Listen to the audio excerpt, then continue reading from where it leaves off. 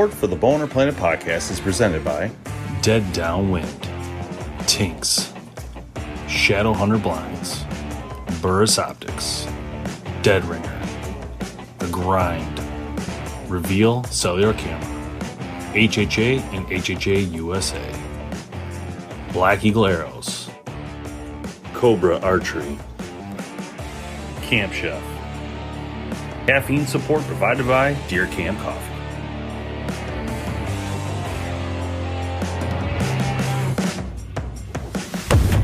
All right. Hey, everyone. Welcome to the BowHunterPlanet podcast. Myself, Tim Mazarana, Dave Thomas tonight. We're joined by a very special guest, Kristy Titus from Pursue the Wild. Kristy, how's it going today? You know, I've been bow hunting, and so that's all good. I can't complain. So tell us, where have you been recently? What's been your big adventures? I just got home from Colorado chasing elk yesterday. I was out there with my dad, and I'm like heartbroken because I came home without a bow. Bow hunting is truly a game of inches, and I have some videos I'm going to release once Bear Archery launches this new bow line. You know, I had a bull at 10 feet. 10 feet. 10 feet. Wow. And he's behind this tree branch, and he's screaming in my face. I need him to step out 12 inches, you know? Yeah. And he's screaming. He was there I was at full draw for 4 minutes. Ooh. Waiting for this bull to move. I was shaking. I threw my cam down on my leg, and I'm like, dude, if this guy steps out, it doesn't matter where my pin is, I'm going to kill him. I literally held for 4 minutes full draw, and he just kind of turned and walked away. But it was, I had 5 days of that. You know, wind busted me.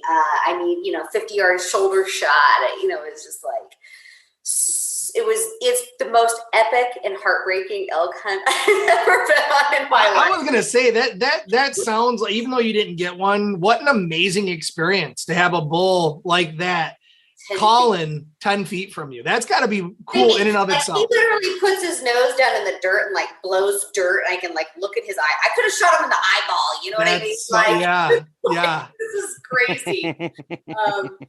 But yeah, it was a week of that. And I'm just like, how does this happen where you're like so close? It's a game of inches, you know? It is for sure. And everything that can go wrong will, right? I mean, that's usually how it kind of goes. But you went out there, you said you went out there with your dad? Yeah. How cool is that? You hunt with him all the time? Yeah, I hunted with my dad. You know, I introduced my dad to archery. You did? It was, okay. Usually we hear the opposite. It's the other way around. I know, right? Like and I also introduced my husband to bow hunting this year, and we went to Africa, and he got his first archery animal. And so I'm like the girl that introduces the men in our life to bow hunting. That's cool. But yeah, my dad loves elk hunting. He's eaten up with it. And, you know, I wish he would have had a little different outcome on this hunt, but he had a lot of fun. And I had the funniest video, you know, this bull my dad was like 20 yards from me when this bull's at 10 feet. So we get set up. There's another like little raghorn that was kind of thinking about coming in, and it wasn't a bull I wanted to shoot. And my dad's across his meadow, and he's like so excited. He's got his iPhone out, and he's like trying to film it. And I'm like, man, I don't like my dad sitting there. I looked at my cameraman because the bull was going to see my dad. Like, there's like no way, like, he was not disguised, and the cameraman rolls to my dad, and it's just like, I love these funny dynamics with my dad, like where I'm like, what is he doing that for? He's so excited to be there. He doesn't like, he just loves it, you know?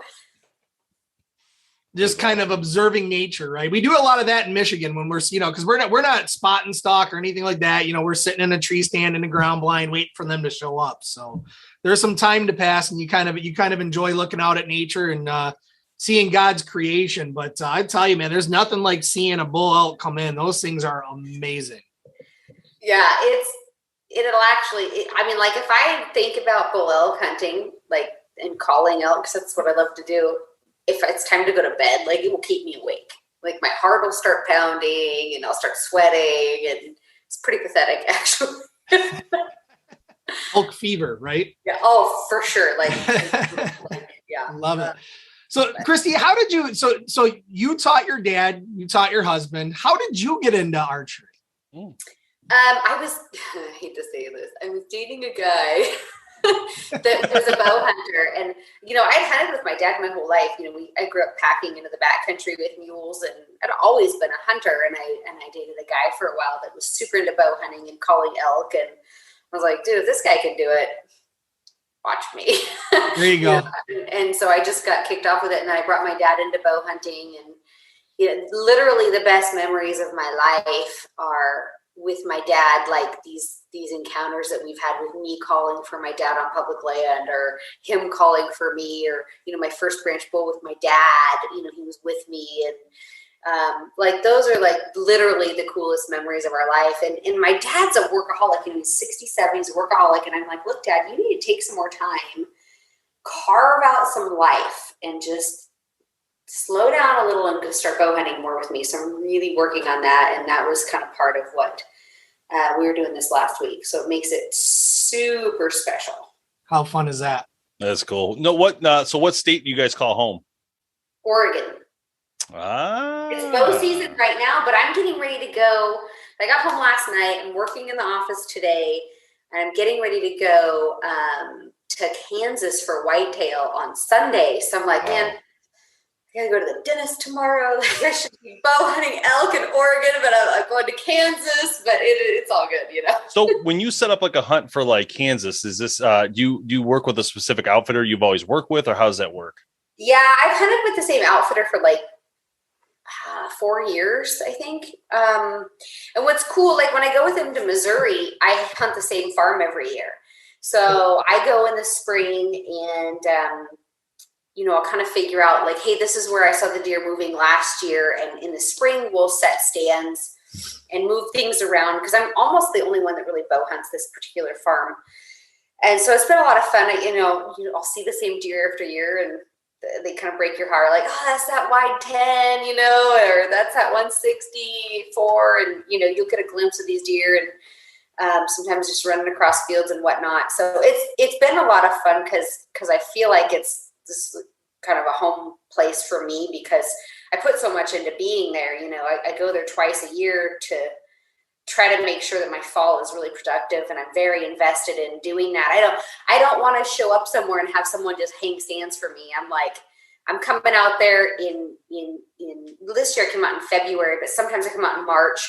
We'll set stands and hang them where I was hunting in November, where we were seeing deer move through. And it's weird. Like last year was totally an anomaly. Normally we have a north wind.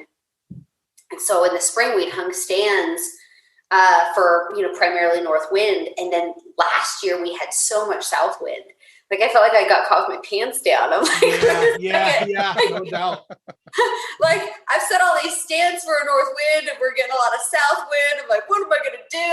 Like in the middle of the night, we're like running around the woods, like monkeys climbing trees, moving stands, like, what? But that's part of it, That is absolutely. I mean, we do that a lot. Even we're actually going to be doing that coming up. Like we have our whole setup coming up. We put out all our trail cams, all that kind of stuff. And now, looking through the trail cam footage and all that kind of stuff, we're like, well, I don't know. I think we're going to move this one here and that one there. And, we got to play off what's actually going on in the property. Cause that's the cool thing about whitetail hunting is that it changes over time. Right? Yeah. Like early season is so much different than late season. The rut is a way different hunting the rut than it is hunting early season. And it creates that challenge, that you got to beat it. Right. And you got the competition with yourself that you got to beat, you got to figure this out. And it's always fun to do that. So we literally moved our stand last year. David put the stand in the spot. He thought it was going to be good. It was a new area. Like I said, we had a weird wind, so we were kind of spitballing. I moved that stand in 40-yard increments 3 times to get the stand in the right spot. And man, I blew it on a good deer. But but I mean, you have to do that sometimes. You have to be like, man, they're coming through right here, and you think you're in the right place, and then it's just not quite right. And then, you pick up in the middle of the night and you move again. Sometimes we'll move midday, not very often in the rut. But if we're feeling pretty confident that there's not deer bedded nearby, we'll move. But Yeah, we move. we jump around literally. I feel like monkeys going around the woods, moving around trees. I don't know. I always feel like your first set's almost your best set too. You know, you haven't had that time to really blow deer out and get your wind and stuff. So I try to be as prepared as I can for that first sit. Yeah, that makes a lot of sense. So while you guys were talking, I did some site approvals that you should see on your phone by now. That gives you approval to talk about the new bear lineup.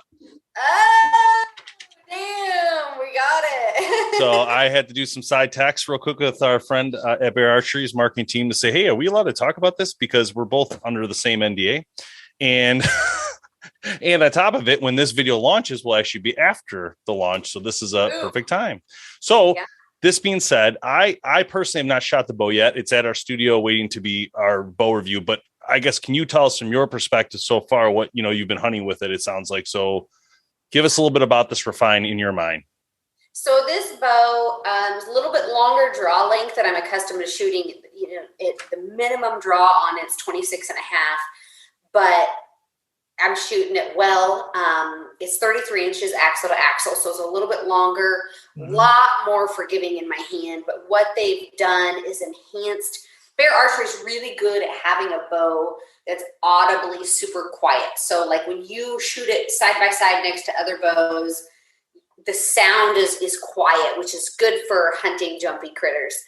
But they've not done always necessarily like rated the highest and how the felt vibration was. So they went through the new refine, and they not only is it quiet, but it is absolutely dead in your hand. So that vibration's gone, super forgiving to shoot. And it's literally, I'm pulling more weight than I've ever pulled with a bow. My speeds are faster than they've ever been because I can pull so much more weight. Super happy with the overall performance of the bow. I'm laying them in very confidently at distances.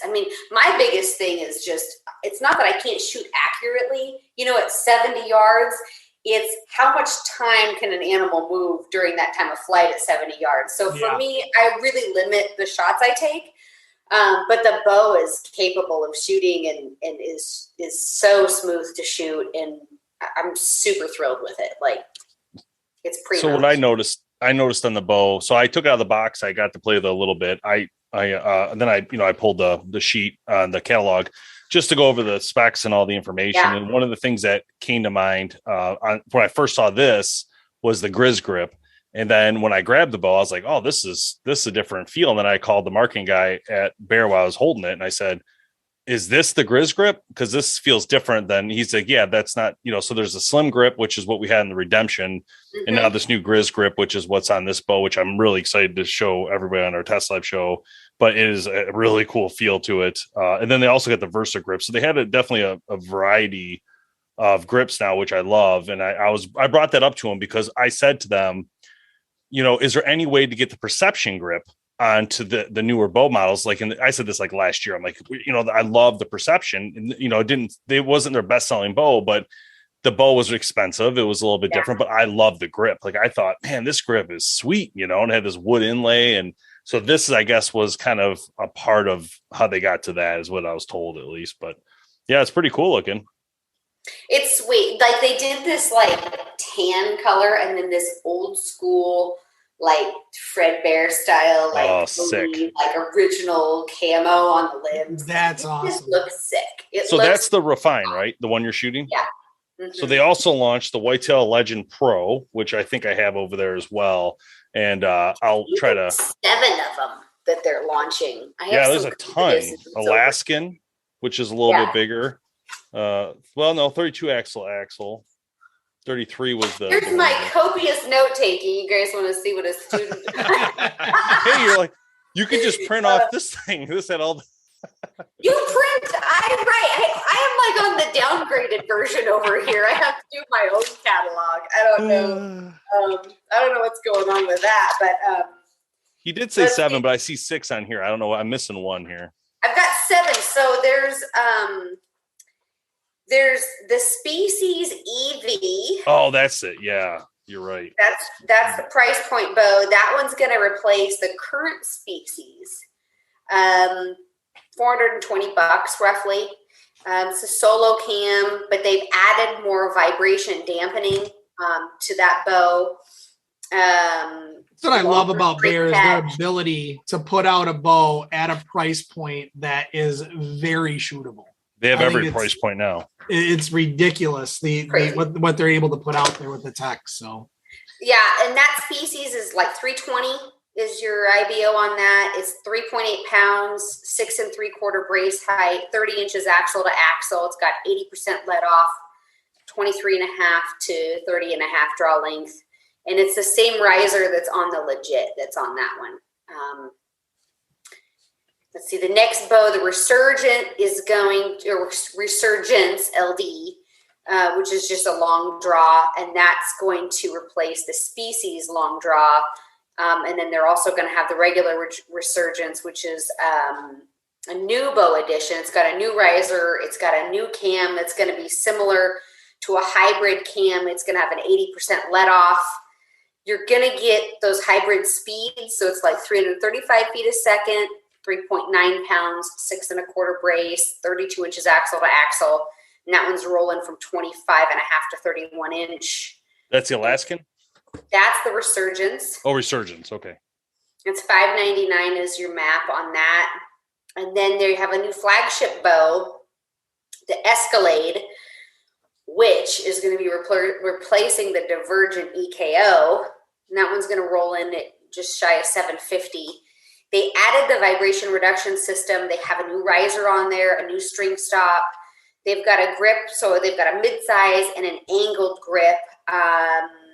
And then it's rolling at 339 feet a second, 4.1 pounds, 6.5 inch brace, 31 inches axle to axle, and it's rolling 26 to 30 inch on the draw length on that one.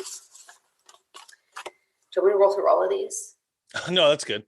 Don't worry, there'll be plenty of content going around this bear launch. I can keep rolling, but I'm shooting the refined right now. So that's that awesome. one, that one still has the EKO cam that we really liked, the Divergent and the Redemption. The one that was interesting to me was the Alaskan, because they have a new cam called the DHC. This is a hybrid cam, they say. So I was interested in that one. I have that one over there. I got to look at it in detail, but that one's only offered for online sales. Oh, okay. So that one's direct to consumer then? Yeah, it's offered to dealers to be sold online. So dealers put that bow online and offer that bow. So that's kind of where that one fits into that's what makes the Alaskan kind of special. So Kristy, is the Refine the one that you just went out elk hunting with then? Yeah. Awesome. Yeah. I'll tell you one thing. I literally had the bow for 6 days before I went on my elk hunt. I'm like, okay, guys, I gotta get this bow. There's no better time to test it than 10 feet away. Yeah. Heck yeah. Sorry, I didn't. Should have been the main picture. Should have been the main picture for the marketing. Right now, thank you very much. I have the bull at 45 yards. He steps out and he's looking, and he turns. He quarters away. I'm like, literally go to touch my release. It's going down. Yeah. Bolts. Like as soon as it's like he saw me touch my release, like he saw me prep my trigger, and I'm like getting ready to give her, like quartering away. This thing's getting smoked. He's like, I'm not gonna be no marketing campaign. He got the hell out of there. Yeah. He's like, I ain't gonna be no front page heartbreak picture. after heartbreak. Well, it could be worse. We had a guy that went out there a couple weeks ago himself, and he had one. I think it was at 20 yards, or or it was less than 20 yards actually. And he lines up a shot, and something happened with his, or he forgot his rangefinder or something like that, and he knew where it was, and he goes to shoot it, and he completely misses at 20, and he just completely misses. And he's going back, and the story that he was telling us is going back, and he's telling his buddy about how he missed and all that kind of stuff. And it turns out when he's telling the story, he's like, yeah, I aimed it with my top pin, and he stops. He's like, no, bottom pin. He aimed it with his bottom pin, and he stops, and he's like, oh man, that was on the podcast. With my bottom pin. That happened on the podcast. Yeah. Oh, that's what it was. Yeah. That was on the right. podcast. I was thinking that was Isaac. That no, went, it was full blackout mode. No, wasn't it Brandon from Strut and Buck? Yeah, it was. It absolutely was Brandon. Now that you're saying it. No, it wasn't him. No, it wasn't. No. It was CAMPCHEF. It was Ryan from CAMPCHEF in Utah. Yeah, remember he started it off with that? It was. Yes, because he's right out there, and it was like in his backyard. And he's done this a million times. He's like, I probably shouldn't say this on the podcast, right? And it was just so funny. It's like you're telling the story, and you're like, yeah, I use my bottom pin, lined it up, and he's like, my bottom pin. It was the funniest thing. So, Kristy, I got a moment in the middle of your podcast. It was so funny. So, Kristy, I got to bring up Ruger because we've actually been working on a new segment of ours called the Gun Hunter Planet and Gun Hunter Planet podcast, kind of a sister thing to what we're doing with the bow hunter stuff. But so I've been buying a lot of Rugers lately. Like I feel like me and Ruger are like this, but they don't know that we're like this. You know what I mean? Like I bought so many Rugers in the last couple months. And I can say this, pretty clean that the Ruger now in Michigan, we have this thing where like we use a 450 Bushmaster. Yeah. And a 350 Legend, and Ruger's makes both those, and they're amazing. Like absolutely, hands down, the amazing. The Bushmaster has a little punishment to it.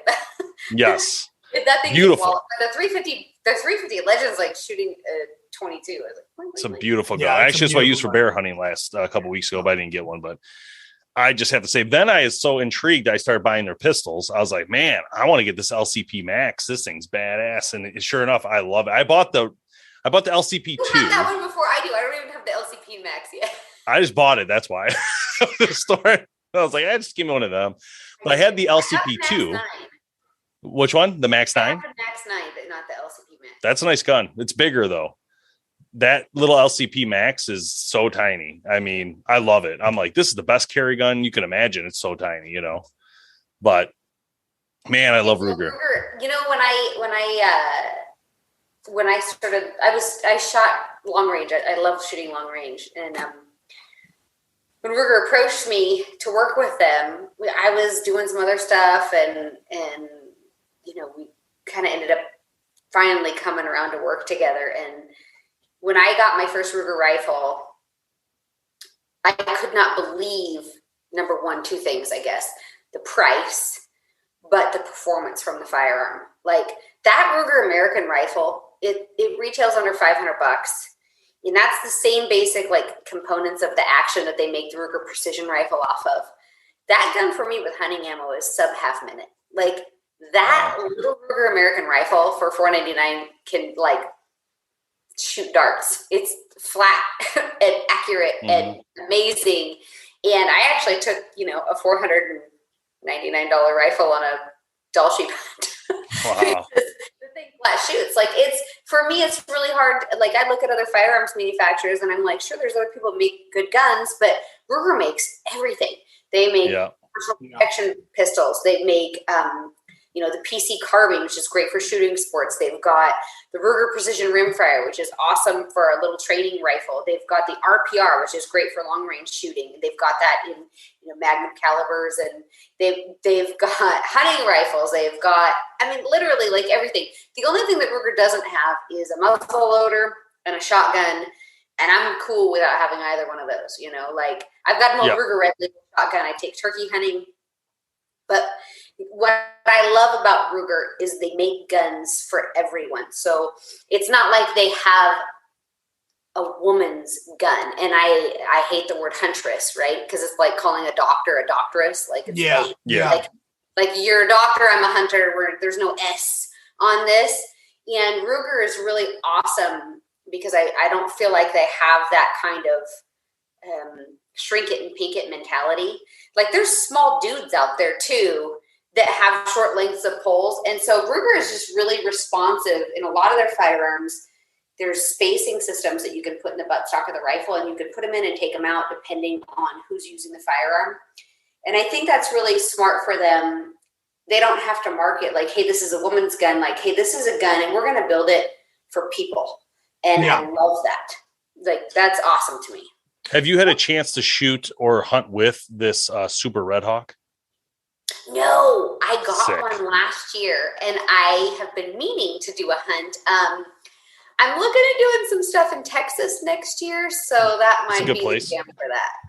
Yeah, this thing looks unbelievable. In fact, do you work with any optic sponsors? I shoot for Night Force. Okay, yeah. So I was looking at like scopes for this gun as well, because one of my goals is I want to get a deer with a pistol. Yeah. So I started looking into the scopes for it. What would I need?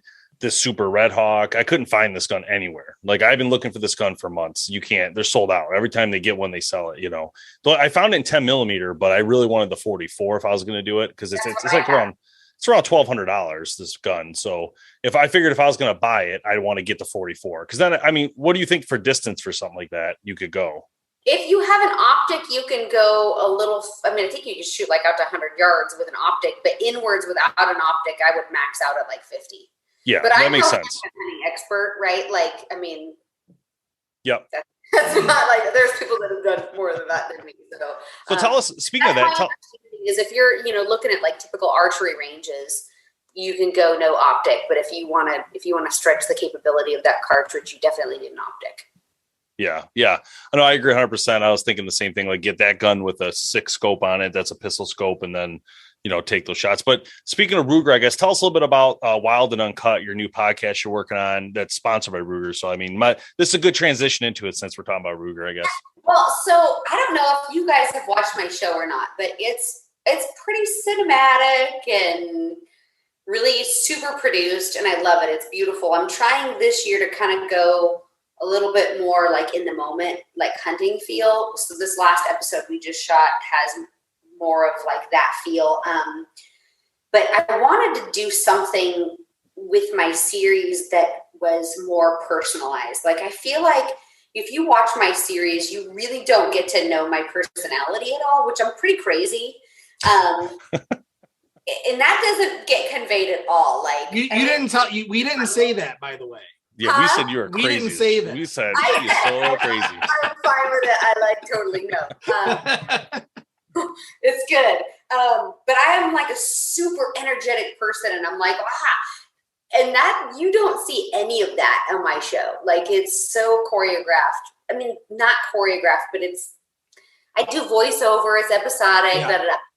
I wanted to do something that was like more out there and just personalized. And so I started the Wild and Uncut podcast, and I called it Wild and Uncut because that's what it is. Like, episode number 2, my girlfriends, Jen and Arissa from Girls with Guns, were sitting in my living room drinking wine, talking about Jen's daughter peeing on my porch. It's more like fun. After the hunt, we're doing some podcasts like hunt recaps, like, my dad tells stories he shouldn't tell kind of thing. And yeah, you guys are rolling on it. That's your living room? That is awesome. That's my living room. So we're sitting around drinking wine. That's so cool. I launched a podcast tonight with Miranda Huff tonight, and we shot that in Montana in Big Sky Country. And so I just wanted to be like more personal. I'm going to launch one with Josh Carney, and I don't know if you guys know Josh Carney, but that dude is super funny. Like, I bust out a full rap of the Humpty Dance during the podcast.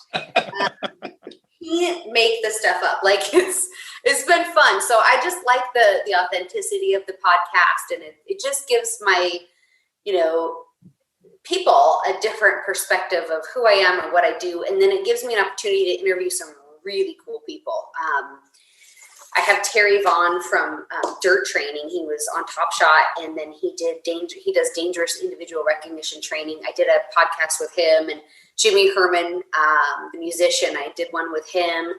I have a bunch of stuff from the Well-Armed Woman Conference, where I've got one launching in 2 weeks, where I interviewed a woman named Casey Woods, and she's the executive director of Forge, which they make a lot of gun safe stuff, but they also are doing a thing called the Overwatch Project, which is a voluntary project to help combat veteran suicide. So we talk about that, but then I did like a monologue on the end of that where I talked about some of the legislative policy that Nancy Pelosi is trying to shove down the throats of Americans in the name of public health and safety, which is not constitutional. And so I did kind of a monologue on that. So I'm doing a little bit of, some politics in there and some fun, and it's just kind of, I'm all over the place. Okay. So the more and more we talk, I can see the crazy in a good way.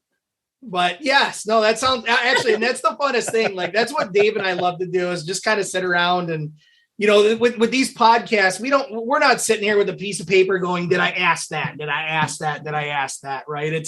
It's kind of on the fly, open format, wherever we go, we kind of go with it. And I love that. That's what I love listening to as well. So that I think is an awesome format because people want that variety. I mean, they're there listening to you. They want to know who you are. They want to know the craziness that's inside, right? That's kind of the way it is. Yes, I know. So that's fun. Yeah, we do the same thing. This allows us to do more things like when we talk on here, we say more stuff than you'd ever see in our normal test lab shows that we do. And to me, it's fun. You can really, and what I like about it is talking to people like yourself, because you get to know people better. It's like, I didn't know anything about Kristy Titus till you're on the show. And I'm like, oh, she is crazy. I just never realized. Or how cool your living room looks, We're just being supportive. We're just being supportive. Just backing up your personal testimony here. It's fine. No, but yeah, I mean, it's got to be fun for you guys to work with like Bass Pro Cabela's. It looks like you work with, and you work with some of the same brands we do with Dead Downwind and the Arcus brands. There's just so many great people in the industry. And I think it really kind of shows when you start talking, like, for instance, we just had Arcus on the other day. So we went through the whole lineup of Dead Downwind and TINKS and all that great stuff. I'm doing a ton of videos for them on TINKS products and Dead Downwind stuff. And we're launching that out as the season progresses. And they make such great stuff. They're such a good company. And I'm really thankful to be part of that family of brands. Like the Trophy Taker, I'm using those new A-Tacker broadheads right now. Well, they're not new, but they're new for me. They've always been a Ramcat Diamondback shooter. And those things are freaking wicked. Yeah. I love it. You mainly does a really good job, put out really good quality products for sure. So I saw your video that I think you just posted one on the buck pucks, which is kind of their newer thing. Those hang almost like a scent wafer, but those hang on. They almost look like a lollipop actually, but I don't think you want to taste them at all. But you just basically go out and hang them up, and they're just such cool ideas that they come out with. No miss. Well, I mean, I can't tell you how many times I've doused myself in deer pee, and it's on purpose, or is that the crazy coming out, or is that not? The buck box eliminates that. It's like no mess. Okay. I love it. Hey, Kristy, tell us about everything else you got going on, because you have a lot of things going on here. So it looks like you got some jewelry and buckles and a whole bunch of stuff. So tell us a little bit about that. Man, I don't know how I do all the things I do. So I have a jewelry line with Montana Silversmiths, and I launched it actually in conjunction. Cabela's was my original vendor exclusively when we launched 7 years ago. But I wanted to do something different with them. So Montana Silversmiths is iconic in the Western jewelry industry. They do all the buckles for the NFR. They're big into the cowboy kind of Western buckle scene. And with every buckle, there's a story, and that's kind of their tagline. But they always did a plated silver jewelry. So it wasn't solid sterling. And so that's, you can order a custom buckle through Montana Silversmiths, and do some stuff with your elk ivories. But basically my jewelry, what I approached them with is I wanted to do something that was solid sterling silver. So the goal for me with my jewelry line, as you guys are seeing on the page right now, is I wanted stuff that's solid sterling, natural stone, and would be more of a keepsake piece. So what happens with a lot of plated jewelry for women, if you wear it for a while, the sterling kind of wears off and the patina underneath shows, and it just loses that luster. So we designed an entire jewelry collection kind of around the outdoors and antlers and natural stone. I love that. Yeah. So that it's something like, if your daughter kills her first deer, you can get her a buck shed necklace, or your wife kills her first elk, and stuff that would be kind of almost like an heirloom quality without being super expensive. So my neighbor, the neighbor kid, he's in high school. He makes, this is crazy, but he makes outside. I'll see him all the time. He makes jewelry by hand outside, and turquoise is one of the blocks he uses. He showed me one time. He had it in the solid format, and he took it down to something like this for a ring or something. It was the coolest thing. I was like, what the hell? They grinded it all the way down to this. It was incredible. It's so cool to watch. They do a really great job. Like I said, they've been in the business for 50 years, and the jewelry collection is huge. And every year we add like 15 to 25 new pieces. Yeah, this is cool. Rotate styles constantly. So every year there's fresh looks from, you guys are seeing some freshwater pearl stuff on there, and white howlite, which is like a white turquoise, and incorporated some of my branding in that. It's been a lot of fun to see that grow and develop. Now my jewelry's in like 500 stores across the country. Wow. That's awesome. That's so cool. I love the American veteran feel that you have to some of this stuff too. I think, I'm a big supporter of veterans, love our country, but to do that kind of stuff and just bring light to all the veterans that have served for this country. I love when people do that. And so thank you for that. I think that's absolutely awesome. Yes, we take a percentage of the proceeds from that Freedom Isn't Free collection, and I donate it to Wounded Warrior Outdoors. But they just did a jewelry collection with Taya Kyle. So what I'm going to do is just kind of back off from doing that American kind of jewelry and let her own that space. And I think she's a better person to kind of represent that and do that. So that's cool, though. These two hats are sick. Yeah, I usually have more hats, but I haven't been doing trade shows, so I'm kind of paring back on my inventory a little bit. Yeah, that's cool. So, but I like the old trucker styles, and yep. So You have a lot of fun with that kind of stuff. Yeah, I like it. It looks good here too when you're wearing it. It looks really cool. Thanks. Yeah, no, so it's a lot of good stuff on there, and you got a lot going on. There's a lot going on here. This year we're producing, I think I've got like 20 episodes I'm doing, and then it's 50 commercial segments, and then 24 podcasts. Woo. Jeez. Can you even find time to hunt? Yeah. I'm burning it down. But I've become really efficient at, what I do. So I've got really good systems. And then I used to have just like a full-time producer, and now I've expanded into having more like a team. So I have one guy that does all my audio podcast, another guy that does the video podcast. I have field producers that I work with. I have another guy that produces my tip segments, and then another production company that's doing all my editing on my full episodes. And I'm, like I said, I'm kind of working on a little bit of a little change on the format of those. So, I stay really busy. Plus I shoot long range competitions in the spring. And then I'm doing a ton of stuff with Pistol this year. Like Jen and Narissa and I did a ton of content creation for the Well-Armed Woman chapter leaders. And I'm doing a bunch of defensive pistol training this fall. And then I'm going to roll into a bunch of defensive pistol training with revolvers in the spring, and just kind of keep growing on that as well. Cause I'm also a NRA pistol instructor. So I try to do a lot of things.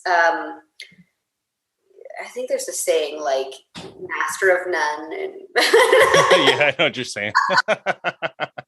Well, you put us to shame for sure. So you got a lot going on. I'm going to share this with you real quick. I want you to see this because I just got it done, and I know you love like content like I do, especially like creating things. I just had this done for the other thing we're working on. I just wanted you to see it and hear it because this is one of the coolest things I had done, and just want to have you guys see it real quick. Let's see here. Let me know, can you hear it? You're listening to the Gun Hunter Planet podcast, your gateway into the great outdoors. So sit back, relax over a campfire, and enjoy the show. Gun Hunter Planet, where guns and heritage come together. Woo! What'd you guys think? That's awesome. I love the music at the end, man. Do you guys like the voice? That voice is serious money. That was not like a normal voice.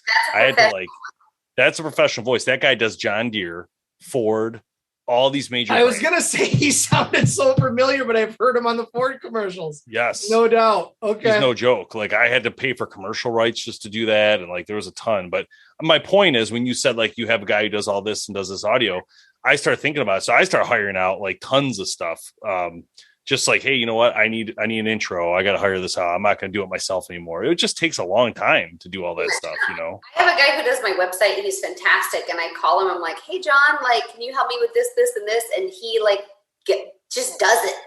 Yeah. And then like, he'll bill me every 6 months. It's fantastic. That's awesome. But I can't do, you just can't manage everything. And everybody has their strengths and weaknesses. And I'm learning, with my content team, it's a pretty big team, but they're very efficient and I'm learning to be efficient. But, I wrote 50 commercial segments this year and wow. 50. I write them, that's a lot. I location prep for I'm doing all of it. Like it's just travel plans too. I mean, that takes up quite a bit. Well, I'm getting good. Like, I don't know if anybody cares that's listening how this works, but I've gotten pretty efficient at it to where I'll do like production days and I'll shoot like 4 or 5 segments in a day. I storyline it out, I write it, script it, prop it out, and shoot stuff. And then, you become a lot more efficient with your time. Instead of saying, well, I think we'll do this. Or if I'm on location, like this last week, I shot 5 segments while I was elk hunting. So I had everything rolled out with what I wanted, my scripting to be, and then we'll just throw B-roll over it in post-production later on. And so then it's more authentic to being on location. So I've gotten a lot better with my efficiencies. It's like using my production time wisely instead of wasting time. Do you own the cameras or do you guys lease or rent the cameras? No, I hire out subcontractors. So the people that I hire for different projects bring their own equipment. But I have all my own podcast equipment, so I am doing that. And my husband's really good. He's helping a lot with stuff and making your slave. I like it. When you're filming for like commercial stuff for like, let's say Ruger or Cabela's, whatever it is, are they usually filming in like Reds cameras or Sony's? Just Sony's or Canons. It doesn't really matter. Everything's 4K. Like when I upload my podcast video to like Facebook and YouTube I can do like 1080. But Facebook, an hour-long podcast, the video file is so big. Yeah, I just put it up in 720. Yeah, so do we. Yeah, this will end up in 720 because there's no point. It's not like, most time people are listening, know. Yeah. But all right, Kristy, thanks for joining us. I appreciate this tremendously. And pursuethewild.com. And also you could go there, guys, to get all the information about Kristy. There's also all her connections to Instagram and YouTube and all that. Make sure you go and subscribe to all that. You're not going to miss it. And I'm truly excited for your podcast. I think it's going to be really cool. And I love the format. I love that you're just chilling in your living room. I think that's legit. Well, not all of them are like that. Like I have a whole series coming out from the Well-Armed Woman that we shot there. And it's, I've got some really people on that. That one's not quite the same living room vibe, but you're going to have a mix of both, the living room vibe. And then, when I'm at events like TWA. So it's super chill. Awesome. That's awesome. We love that. I am going to be launching on Carbon TV. Ooh, coming awesome. Over. Mm-hmm. Glad to hear. We're already over there. That's exciting. Yeah. So I'm already on family. Facebook, YouTube, Instagram for content, and then I just signed with Carbon TV. So I'm putting everything on Carbon. So if you guys are Carbon watchers, pay attention. We're Carbon watchers and creators. That's exciting. That's really cool.